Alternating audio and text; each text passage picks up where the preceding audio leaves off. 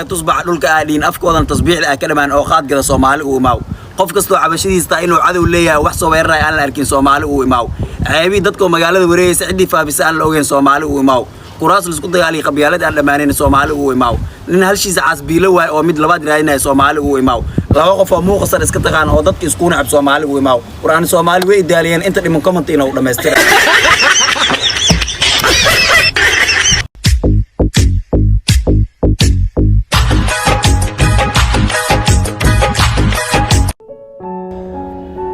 حبيبي سعادة فيري لح ساعة وين مال السيمراء ها لح ساعة وين مال مروة يا حبيبي أي حبيبتي إيساحو ورد عارف مادلي إسئلالي أي حبيبي أنا إيساحو أيوة معانا كجعلها أنا يبقى آدم كجعلها أي حبيبي تليفونك أديك جر ما يا حبيبي أديك جر أي معانا أديك جر يا أخي ما يا حبيبي أديك جرنا كبر يا أخي أديك جر حبيبي حبيبي إقدانو أديك جرنا حبيبي أديك جرنا حبيبي أديك جرنا حبيبي بليس أديك جر حبيبي أديك جرنا بابا هنا بنحن لو ذكر الموضوع لا إله خرجلك خرجلك وخرجلك لا إله إلا الله ولا حنون كده لو يبحيوها كبر مالول بديل بصار واليوم ما أنت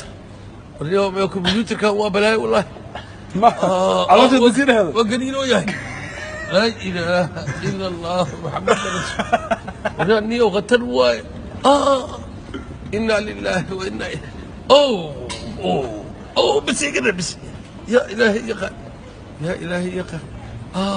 لا تمني ذا خولي من ما ترمي ده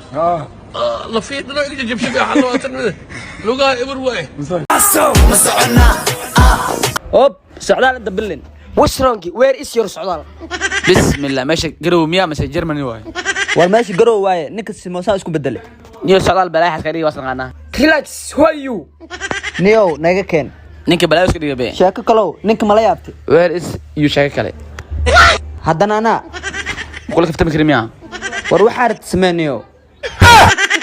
واشاكي كالي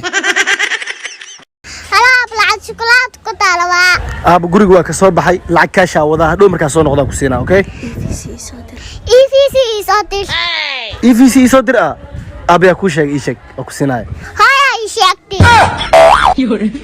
والله EVC بلاسي عرور توصل لشتين مرسل شافي جوحي عبد الراي لوسي حسنو سين سلامي ها ما هتاك انك حسنو تيلي فيلا لا اله الا الله انا فاتاكي بوغدوي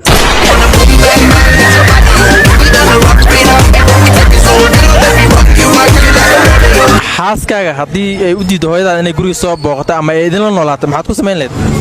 waxaan sameyn lahaa waa furi lahaa waan furi lahaa okay hooyadii xaaskaaga hooyadeeda ma jeclaan lahayd inay idin la noolaato mise ay idin soo booqato adiga qofkayga xaaskiisa xaaskaaga hooyadeeda dan wax weyn maahan waa caadi haddii saasay